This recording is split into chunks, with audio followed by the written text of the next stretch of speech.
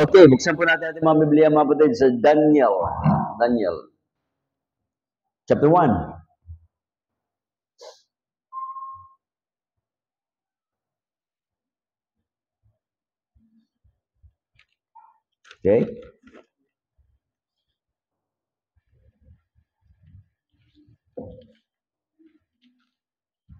Daniel chapter 1. Nakita niyo na, mga kapatid? Okay, basahin natin. Verse 17 hanggang verse 21. We are going to read the Word of God responsibly. And as for these 4 children, God gave them knowledge and skill in all learning and wisdom. And Daniel had understanding in all vision and dreams.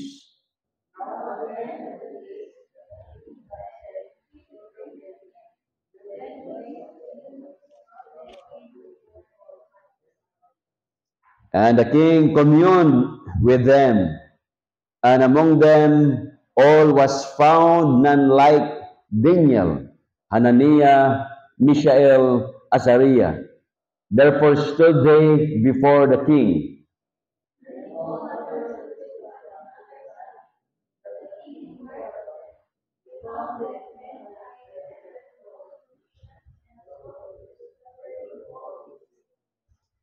Lahat tayo sa verse 21. And Daniel continued even unto the first year of King Cyrus. Tayo po yung manalangin. Heavenly Father, we thank you so much for the reading of your words. May all bless us. Huwag kaming alis sa dakong ito na hindi po namin taglay ang mga pagkapalang spiritual. Mangusap po kayo sa bawat isa sa amin. Lahat na ito aking dadalangin, pinapasalamatan sa matamis sa pangalan ng Kristo Jesus, sa amin Diyos kabaligtas. Amen. Okay, pwede na po tayong umubo, mga kapatid. So tayo po, ang mensahe ngayong gabi is live according to God's standard. Ang mundong ito ay napakaraming standard. Gusto mong success ng buhay sa mundo? Ito po ang definition ng success sa mundo. Pag ikaw ay merong bahay, that's success. Meron kang girlfriend at merong S sa dulo, girlfriends, success. Okay? Meron kang misis, at dadagdagan niyang letter C plus concubine, yun, poging-pogi ka, di ba?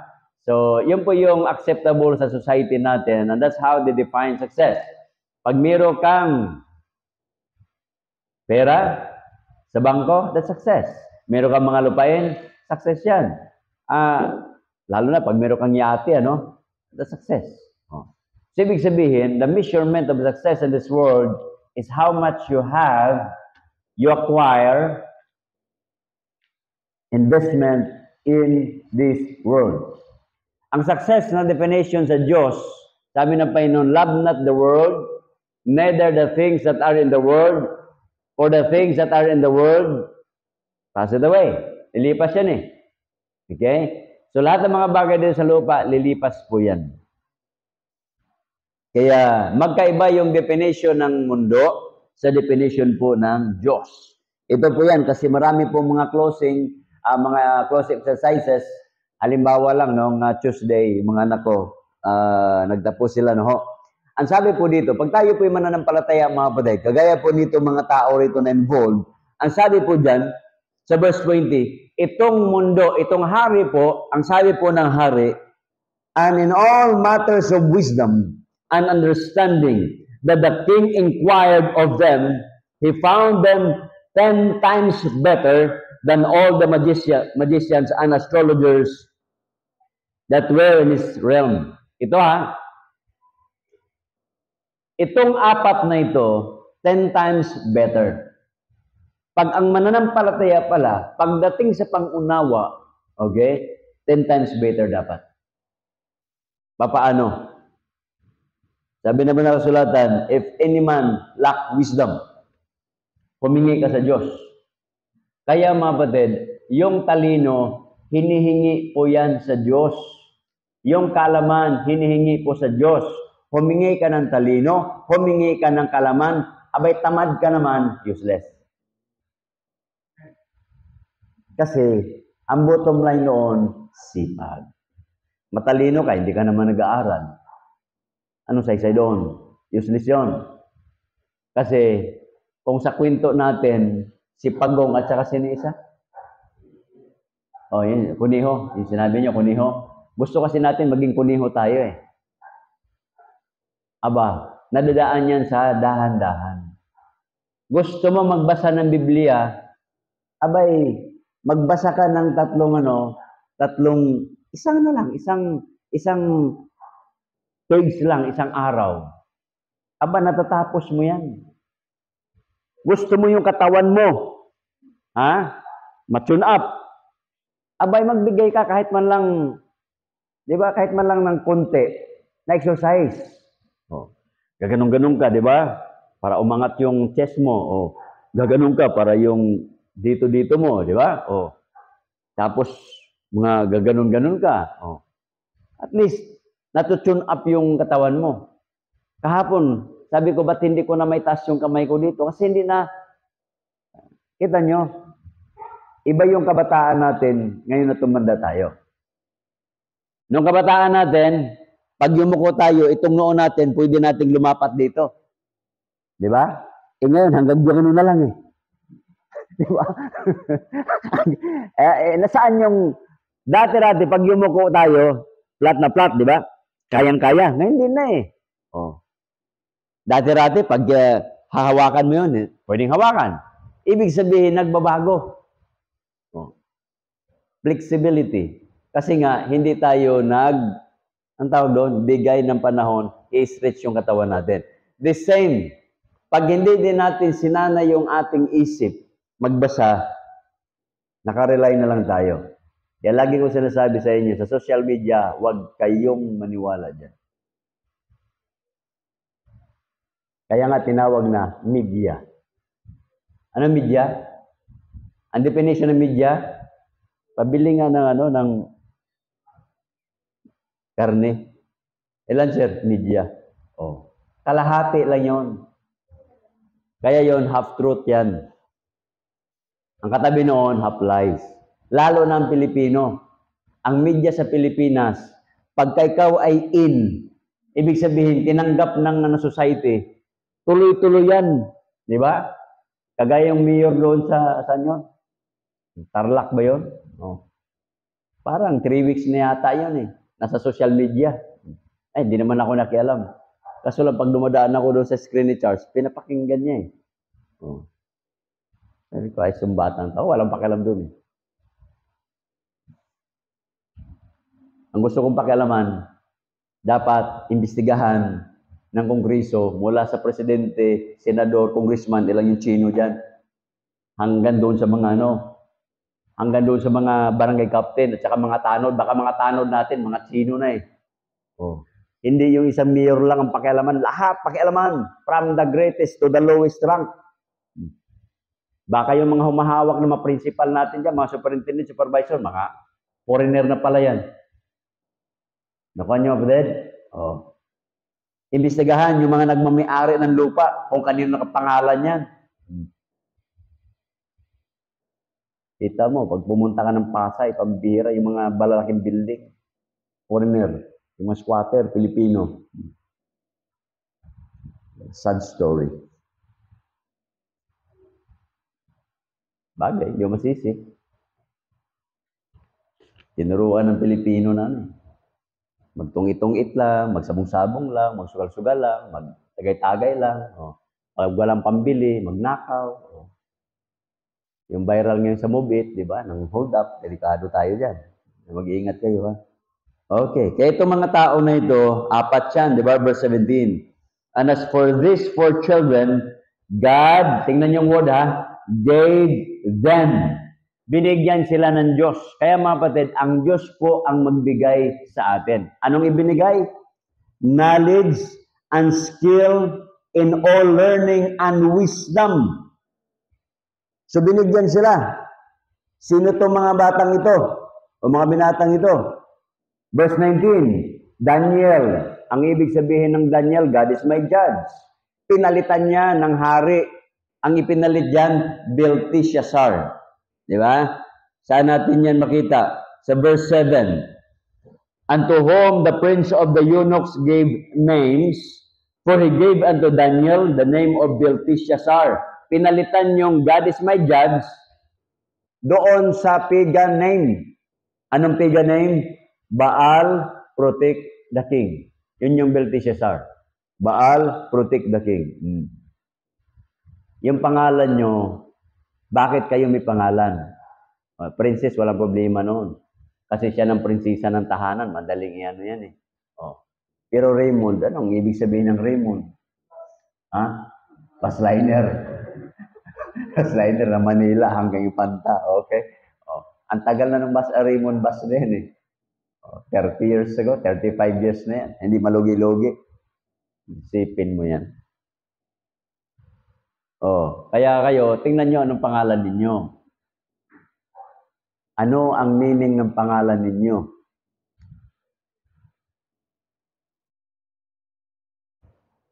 Ano pa? Hananiah. Ang ibig sabihin nito, grace, mercy, gift of the Lord. That is Hananiah. Pinalitan niya ng Shadrach. Anong ibig sabihin ng Shadrach? Babylonian God of the Moon.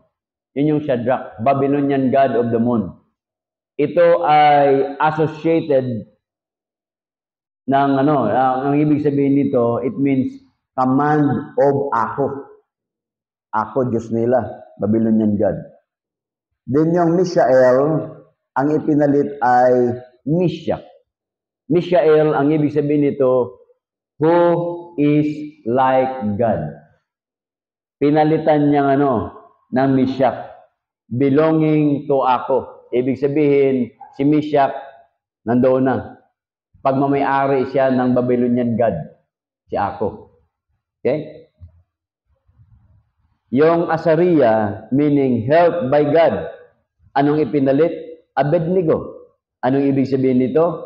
The slave of the god Nebo or Nabo.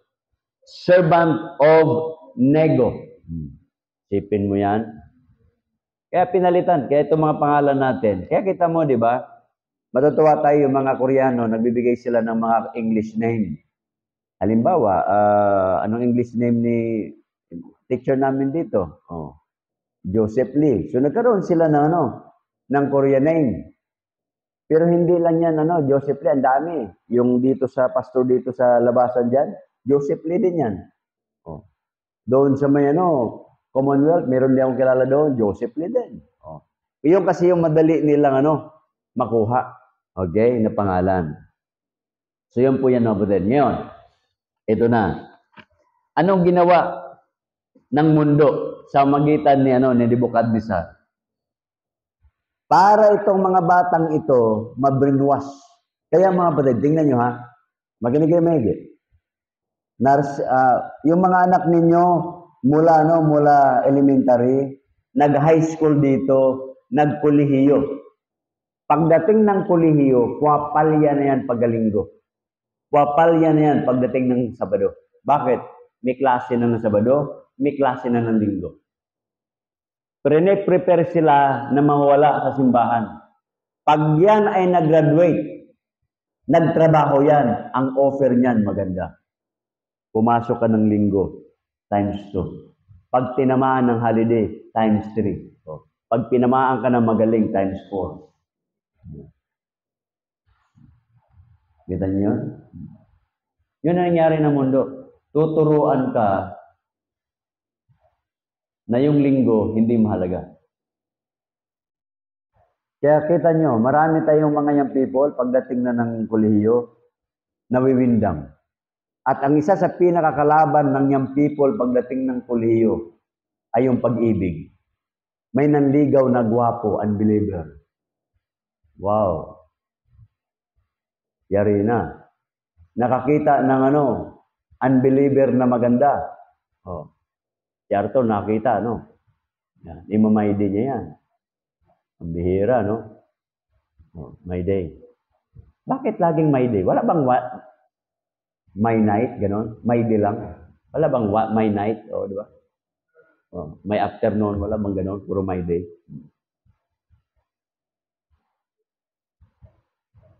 So, ang gagawin mga kapatid, separation. Isi-separate. Yung verse 3, sineparate ng hari.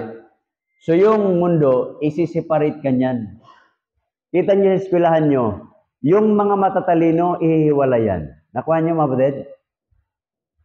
Tapos pag nahiwalayan niya, yung mga nahiwalay, yun yung bigyan ng examination for scholarship. Pagkatapos, pag pumasa yan, kaya nga yung mga eskwelahan na nag-aalog dyan, mga matatalino, mga estudyante niyan. Bakit? Mga scholar na yan eh. Mga top student na yan eh. Gustong-gusto ng mga eskwelahan para sumikat sila, mga universidad, kunin yung matatalino. Kita nyo, pagka December yan, nag-iikot na yung mga eskwelahan, mga colleges, mag-o-offer na yan ng scholarship, kukunin nila. Bakit? Promotion nila yan. Na yung mga estudyante namin, matatalino. Pero hindi naman yan, kinuha yan kung saan-saan eh. Kinulikta yan all over the Philippines sa silagay sa isang lugar.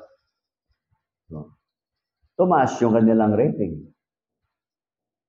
Kanya mga kapatid, yun po yan. Isi-separate. Tapos ang ginawa pa ng mundo, sa magitan ni Nebuchadnezzar, dinodoktrinahan, indoctrination. Yung indoctrination, nagsimula yan sa Garden of Eden. Sabi ni Eva, hindi, pag kumain kami dyan, mamamatay kami. Sabi ni Satanas, hindi naman ah. Mabuksan lang yung, pangunawa mo. Yun doon nagsimula ang bisyo. Aalukin ka ng kakalasi mo, isang sip-sip lang. O, di ba? Isang tagay lang. Abay, nagustuhan. Tuloy-tuloy na. Patay kang bata ka. Yun ang problema ng mundo. Di ba? Alok yan eh. Indoctrination. Ano pa? Verse 5. And the king appointed them on a daily provision of the king's meat and of the wine which he drank, so nourishing them 3 years. And at the end thereof, they might stand before the king. Anong ibig sabihin nito? Pressure. Pinipressure ka na. Kumain ka. Sarap niyan eh. Kita nyo kanina, napakain ako ng pampano. Nagkakamot ako eh. Katawan ko. Pampa-allergy pala sa akin yun. Sabi ni Jam, pampa-allergy.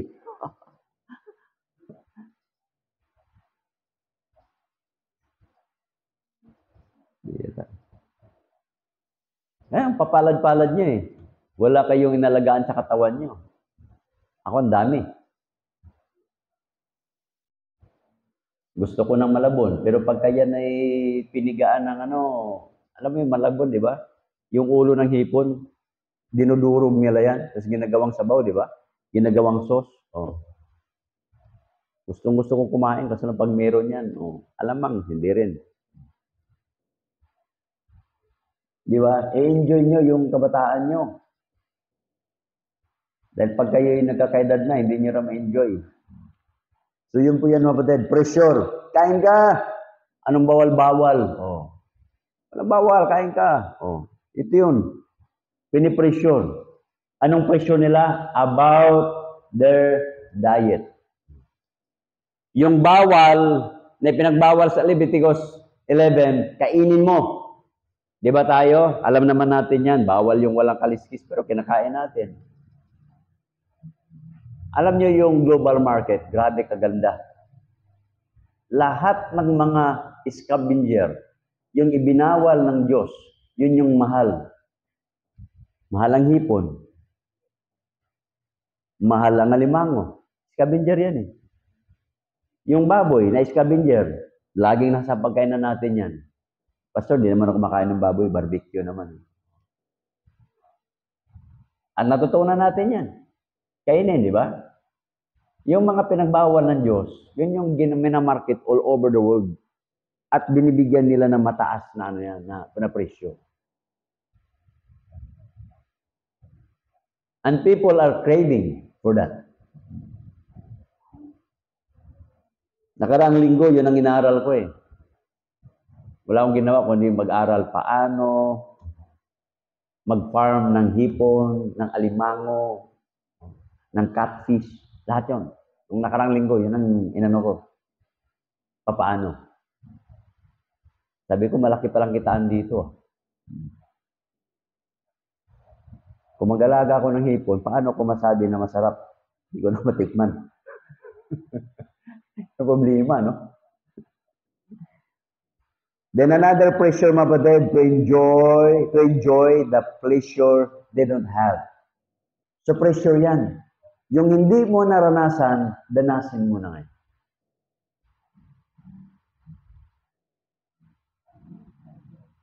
Yung sabi ko kay Joshua at kay Jan Jan, pagliko namin, may nag-holding hands kasi si Jan. Sabi ko, Jan, tingnan mo nga ano yung uniform. Sabi niya Jan, WCC. Okay. Sabi ko, pagka-college, siguro ganyan na rin gagawin ninyo. Dalawa. Tutulakan silang dalawa eh. Hindi ako, si Kuya. Hindi, siya. Di ba? Kasi yung nakikita mo sa ano eh. Kaya pressure yan. Walang magulang nakatingin, ginagawa ng mga anak natin.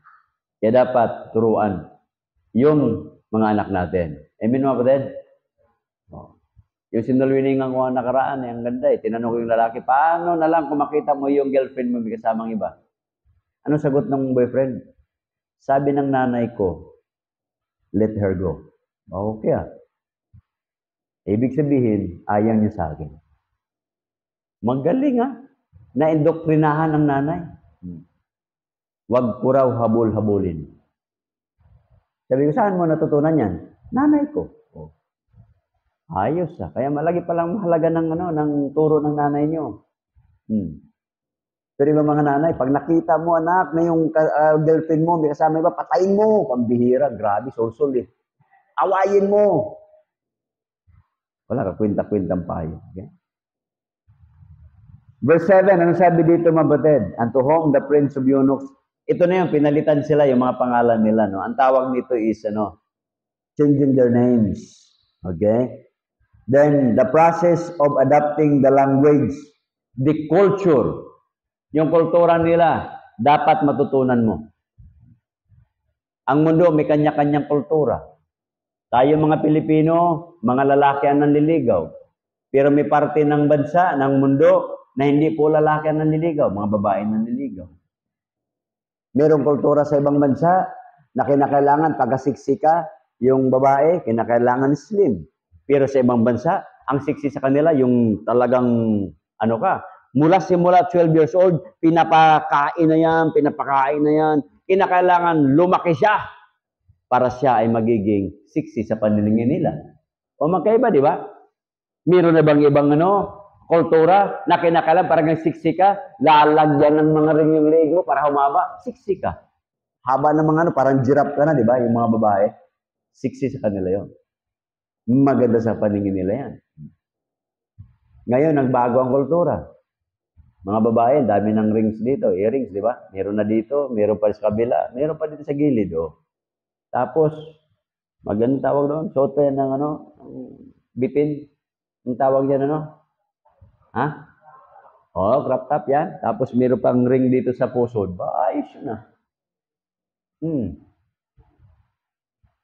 Ginagawa ni Joanne yan.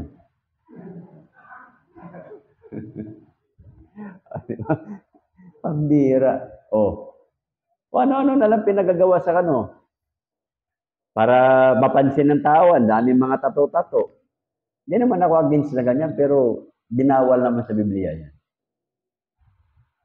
Kasi ako, may tato din ako noon eh. Yung kaibigan ko, nagpatato dito eh. Pangalan ng girlfriend niya. After 3 years, naghiwalay sila. Nagkaroon ng ibang girlfriend, naglagay naman sa kabila. Pambihira. Nagkahiwalay din. Dito naman. Ilagay dito. Nagkahiwalay. Dito naman. Yung pinakasalan na niya, nakita, ang daming pangalan. Sabi nung pinakasalan, nasaan yung pangalan ko? Wala yung pangalan niya, wala nang paglagyan eh. Sipin mo yan. Kaya mahirap. Okay? So ito mga kapatid, paano? Kung ito yung mga nangyari, sa panahon po nila ni Daniel at kanyang makasama, iniwalay sila, separation, dinoktrinahan sila, tapos pinipressure sila, and their names are being changed. Ang tawag niyan is assimilation. Ngunit ito yung kagandahan sa mga to. Pag ikaw ay anak ng Diyos, baliktarin man ang mundo, anak ka ng Diyos.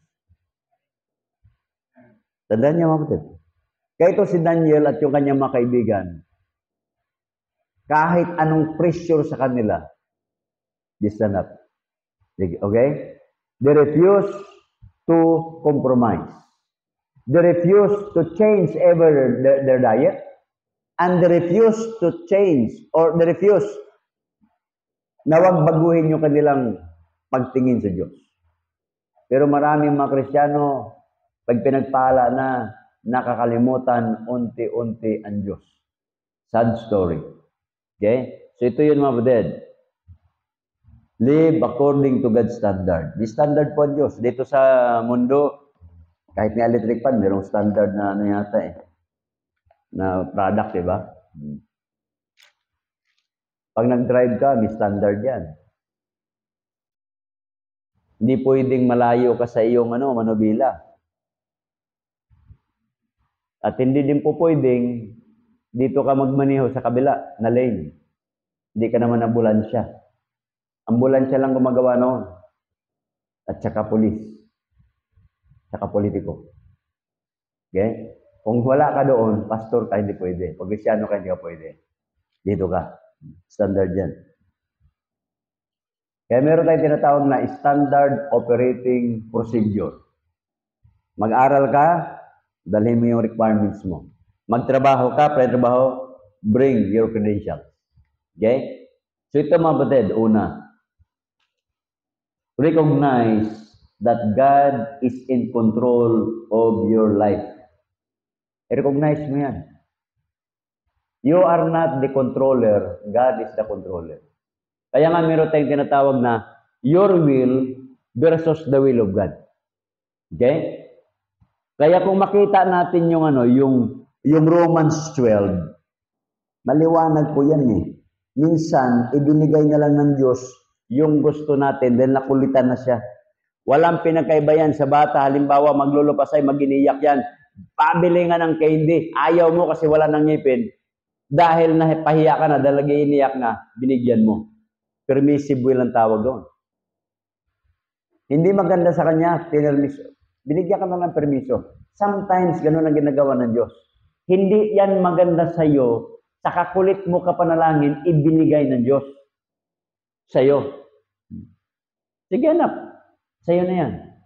At the end, titingnan mo. Di ba yung si King Saul, nalala niyo si King Saul? Ayaw ng Diyos na magkaroon ng hari. Pinilit ng mga tao. Sige.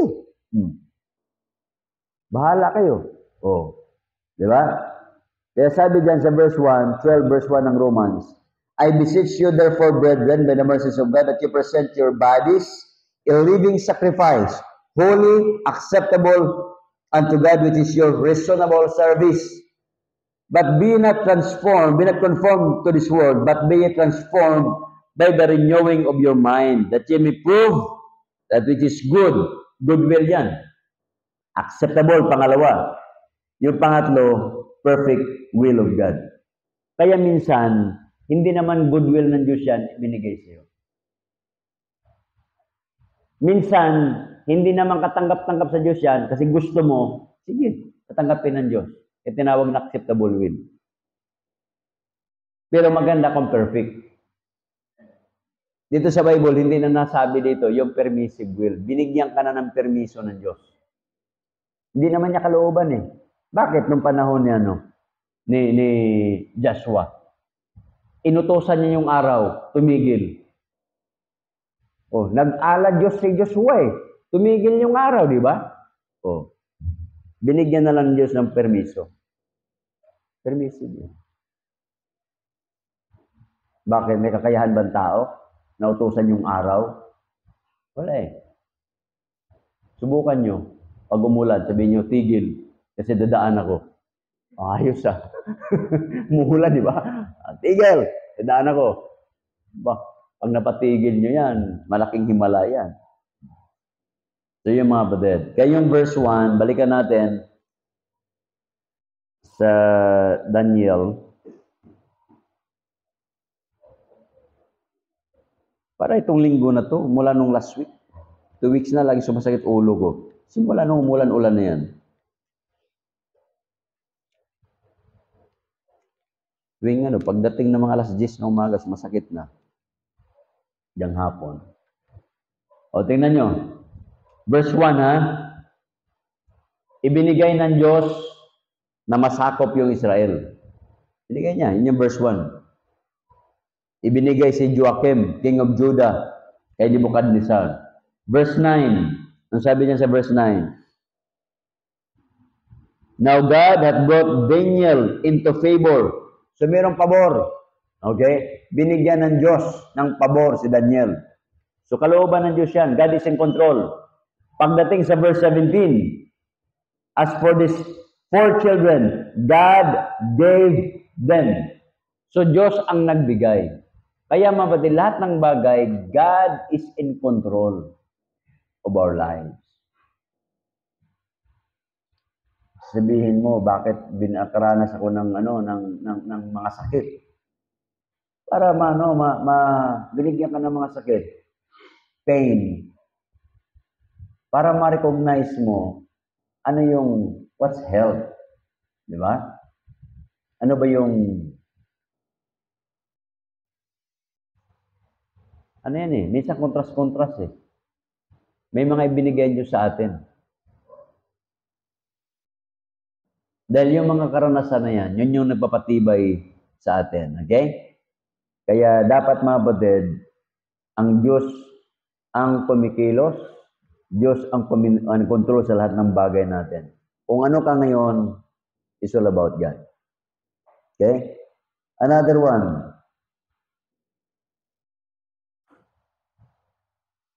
Recognize the influence of the church. Ito, influence. Itong mga batang ito, nagbinata na sila Daniel. Wala namang church nung araw, temple yon. Kaso lang sila, aktibo sa templo. Ibig sabihin nito, aktibo ka sa church. Kasi kung ang mga batang ito, aktibo sa basketball, kung mayroong basketball nung araw, magaling na shooter to. Okay? Kung aktibo to sa billiard hall, magagaling ito, mag-billiard. Kaso lang, aktibo sila sa simbahan. Ibig sabihin, mas maganda yung mga anak natin, akayin natin lagi sa simbahan yan. Kalakihan nila yan, magsimba. Kaya ito po yun, nangyari sa kanila. Recognize the influence of the church. Because in the church, you will meet a spiritual person. At the same time, sa loob ng church, you will meet carnal person. Bakit? Lahat ba dito? Spiritual? O, tumingin nga kayo sa tabi nyo. Spiritual ba yan? O. Diba? Huwag ka nang tumingin, ikaw na yun eh. Yun na yun. Ibig sabihin, mga kapatid, inside us, nandoon yung pagiging worldly, nandoon yung pagiging carnal natin. It's only by the grace of God. Amen? Kaya lang ng Diyos. Oh, ba't ka nandito? It's only by the grace of God. Nilagay ng Diyos. God gave you. Sa isip mo, ni-remind na mag-prayer meeting ka. Nilagay sa puso mo na pumunta ka. You love that. Kaya nandito ka. It's only by the grace of God. Bakit? Lahat ba ng Krisyano nag-prayer meeting? Hindi naman Kaya minsan, biruan na nga lang simbahan. Pagkalinggo ng umaga, andyan ka, mahal mo ang pastor mo. Pagkalinggo ng hapon, nandyan ka, mahal mo ang church. So, pag prayer meeting, nandyan ka, mahal mo ang Diyos. Ang bihira. Magkaiba ang definition. Biruan lang yun. Pero at the end of the day, mahal mo naman ang Diyos. Kaso lang yung iba kasi, talayo. Naunawaan natin Ang uwi ng trabaho, pag pumunta rito, kung uwi niya ay alas 6 at doon pa sa Makati, pupunta rito, tamang-tama. Pagdating mo sa bahay, parating pa lang siya rito. Naunawaan natin yan. Kaya nga, merong live di ba? Okay. So ito po yan mga batid. The moment yung mga anak po natin, surrounded by godly person, spiritual person, lumalaki yan sila. lumalakihan sila na mayroong takot sa Diyos. Kaya itong apat na ito, sa kanilang younger years, tinuruan na po sila ng kanilang mga magulang. Kaya mahalaga kayong mga magulang, yung role po natin, di ba? Deuteronomy chapter 6. O ito. At dito tayo magtapos. Yung role natin dyan.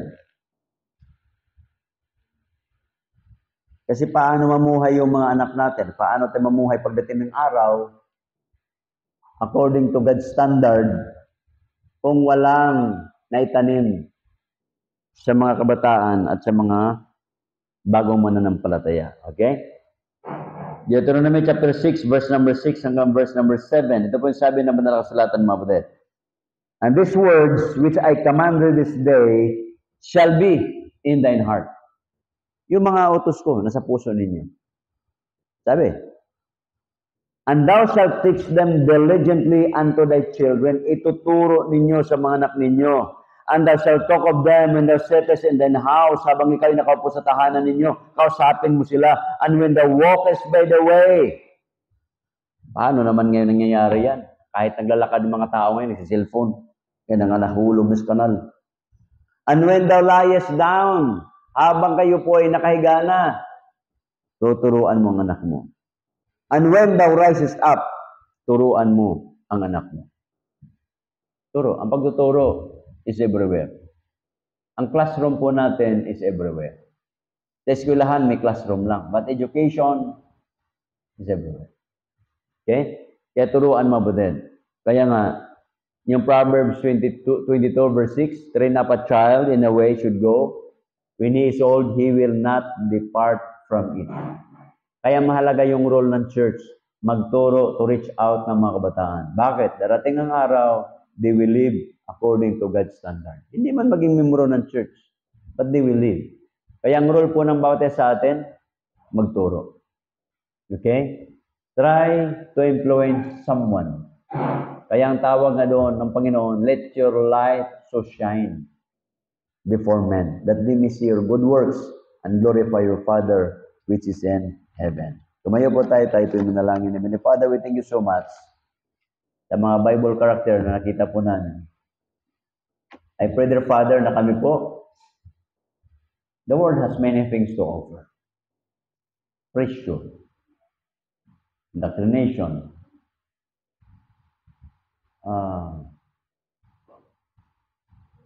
definition of success. But those things are temporary and not according to the standard of God. I pray, dear Father, na kami po, the Bible is our manual how to live according to the standard of God. Teach us, O Father, to follow your book, the manual, day by day in our lives. It's only by the grace of God that we can do it. Kaya tulungan niyo po kami, O Diyos. Yung mga sinisiran po namin, disciple po namin, yung mga kabataan po ng church, na sila po, they will be the next generation sa church na ito at sa bansa namin. Sa aming pagsamantalang paghiwalay, ingatan niyo po kami, layo niyo po kami. Sa anumang sakon at disgrasya, O Father. Makita niyo po na tapat at patuloy ng lingkod ng bawat sa amin. Lahat na ito aking dadalangin, pinapasalamatan sa matamis sa pangalan ni Kristo, sa amin Diyos sa baligtas. Amen. Okay? Sige. Tawagin natin si Harvey para sa ating pagbibigayan.